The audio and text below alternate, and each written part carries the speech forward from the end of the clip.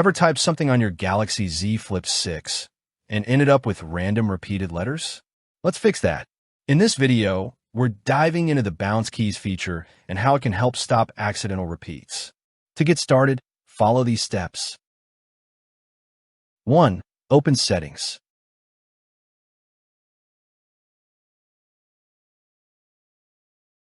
2. Tap Accessibility.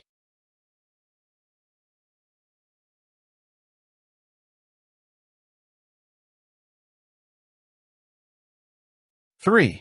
Go to Interactions and Dexterity. 4. Scroll down and select Mouse and Physical Keyboard. 5. Find Bounce Keys and tap on it.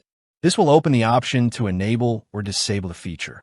When Bounce Keys is turned on, it prevents repeated key presses if you press a key too quickly. This helps avoid mistakes caused by accidental double presses.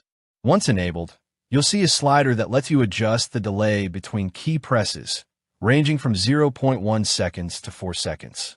Set it to whatever feels most comfortable for you. With Bounce Keys activated, typing on your Galaxy Z Flip6 becomes more accurate and efficient.